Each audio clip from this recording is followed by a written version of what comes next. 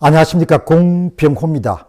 한국의 대다수 정치인들은 마치 장기판 위에 졸과 같은 신세다 이렇게 이야기하게 되면은 아마 정치하시는 분이 어마어마하게 이런 반발을 할 겁니다. 아니, 내가 어떻게 졸입니까? 내가 왕인데, 이렇게 이야기하고 싶은 분들도 계실 겁니다. 근데 제가 아무리 한국의 정치판을 들여다보더라도 완전히 졸과 같은 신세구나. 다시 이야기하게 되면은 모든 정치인들이 선거를 관리하는 선관위의 영향력 하에 있는 겁니다. 그러니까 선관위하고 아주 좋지 않은 관계, 척을 지게 되면은 선거에서 불이익을 볼 가능성이 굉장히 높은 겁니다.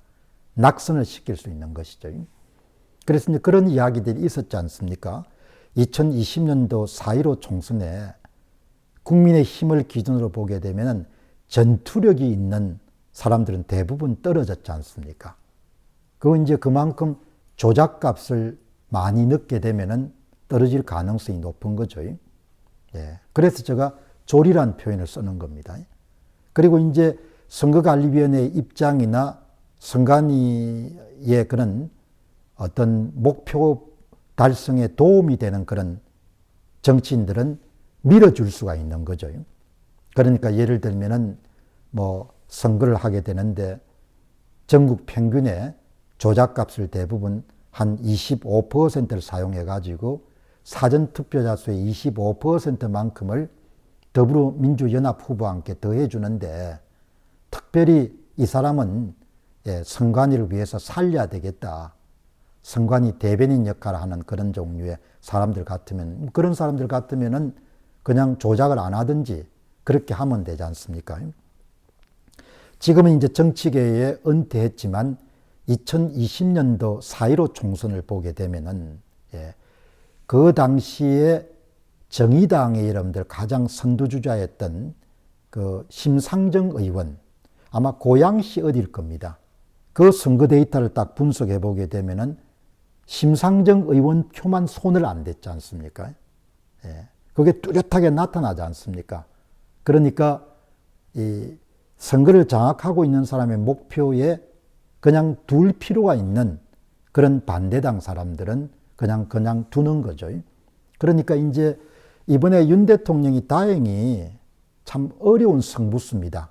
한국에서 이 선거 공정성을 되찾고 선거 부정 문제를 해결하는 것은 진짜 어려운 과제고 어느 정치인도 엄두를 낼 수 없는, 그러니까 윤 대통령이 참 대단한 결정을 한 겁니다.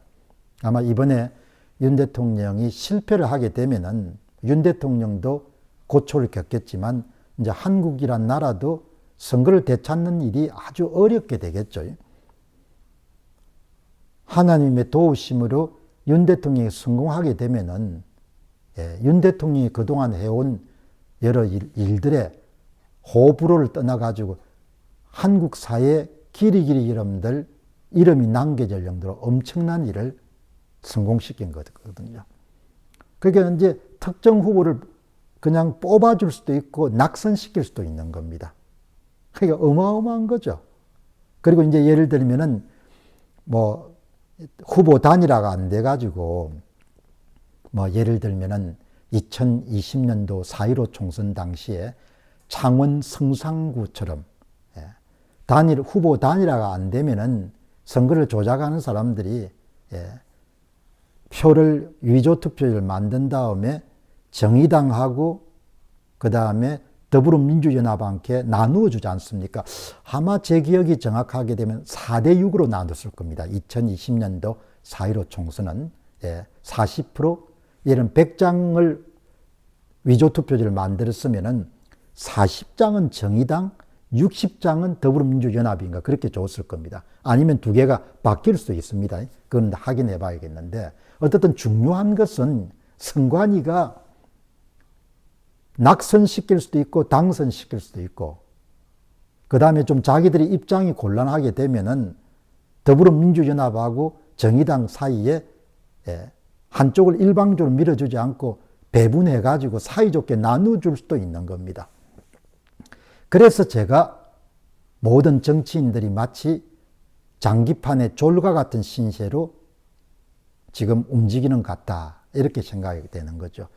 그거를 정치판에 있는 사람들이 모를 수가 없지 않습니까? 예.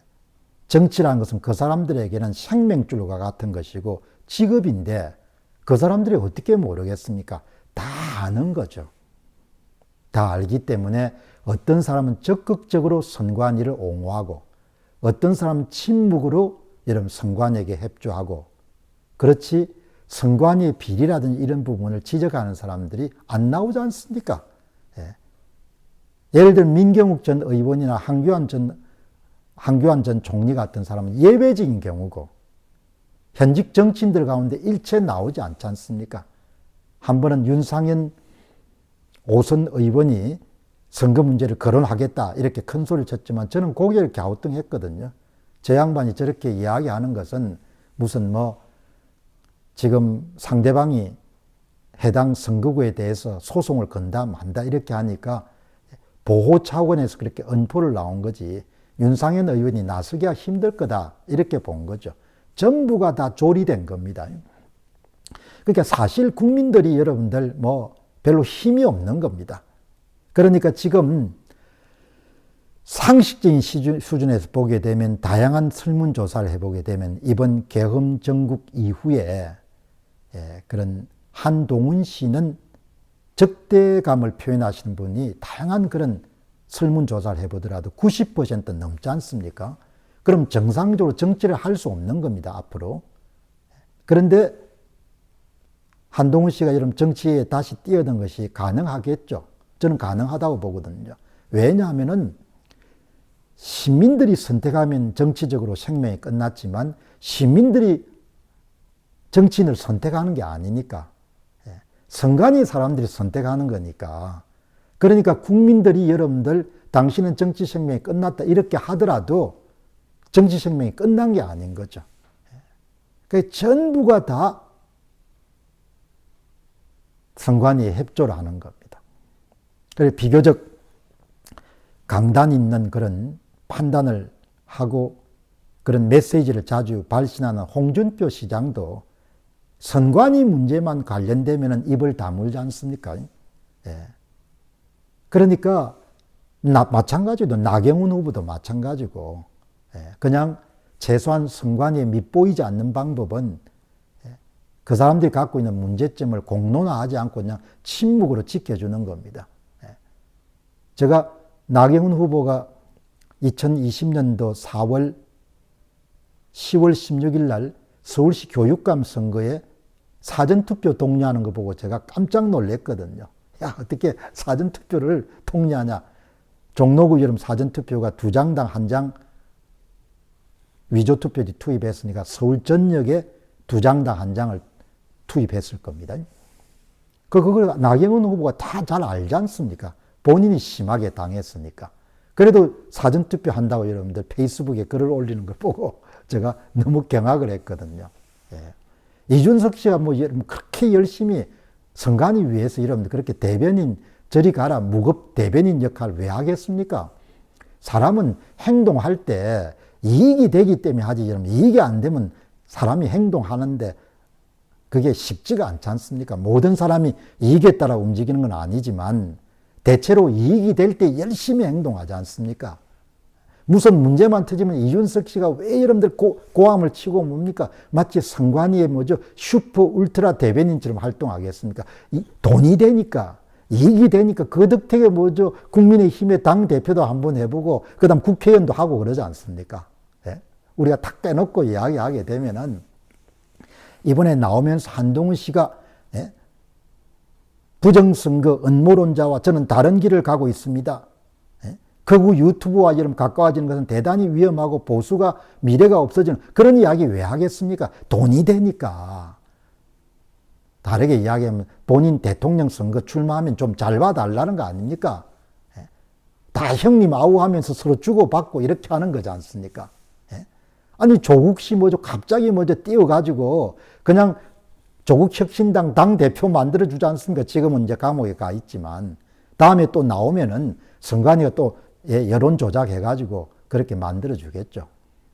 오늘 보니까 홍준표 시장이 그 여론조사 기관하고 자유한국당이나 이런 데하고 불편한 관계를 토로를 해놨더구먼요. 결국은 여론조사 기관들이 얼마나 조작을 심하게 하는가 그런 이야기를 해놨는데 뭐 정권이 등장하고 지금 절반이 넘었지만 여론조사 조작을 전혀 지금 막지 못하는 거지 않습니까?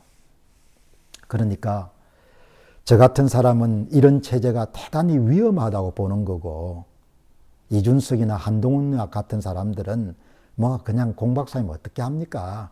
그냥 이런들 어떠하리 저런들 어떠하리 그러니까 별 문제 없을 겁니다. 이렇게 생각하니까 안일하게 대처하는 거지 않습니까? 저는 사실 나라가 망하는 일이라고 보거든요. 좌익들이 완전히 국가를 납치를 해가지고 끌고 갈 건데 그런 나라가 온전할 수가 없을 거라고 보기 때문에 외치는 거고 나머지 사람들은 아이고 뭐 별일이 있겠습니까? 뭐 저것도 한국 사람인데 이렇게 생각하니까 안일하게 대하는 거죠. 누가 옳은지는 시간이 가면은 가르쳐 주겠지만 선거 부정이 장기화될 때 국가가 어떻게 되는가라는 부분을 일반인들이 알아차릴 정도가 되면 그때는 끝장이 나 있겠죠. 그때는 되돌리기가 힘들겠죠. 예. 부정선거 제도를 중심으로 해가지고 엄청난 기득권들이 다 형성되어 있으니까 목숨 걸고 나서겠죠. 지금 윤 대통령 여러분들 선거 부정 문제 거론하니까 지금 목숨 걸고 다 나서지 않습니까? 예. 언론, 검찰, 경찰, 공수처, 야당, 여당, 식자청 전부가 달라 들어가서 뭡니까? 윤 대통령 죽이려고 하지 않습니까? 신문의 어느 구석에 선거 부정 문제 다루는 신문이 있습니까? 방송이 있습니까? 대한민국 어마어마하게 썩은 겁니다. 예. 선거 부정이 나라를 삼키게 되면은 국가가 어떻게 되는지를 이제 알게 될 때가 되면은 그때는 재건이 안 될 겁니다. 그래서 제가 그걸 안타까워하기 때문에 저녁마다 한국의 부정선거 시리즈를 어제까지 6차례 했으니까 당분간 윤 대통령 문제가 해결될 때까지 실상을 알리는 60분이나 70분 정도 그냥 선거 문제만 다룹니다. 증거 자료만 가지고. 예. 정신 못 차리면 그냥 갑니다. 인생사가 그렇지 않습니까? 예. 한국 사람들 정신 못 차리면 그냥 골로 가는 겁니다. 세상사가 그런 겁니다. 정신 차립시다. 감사합니다.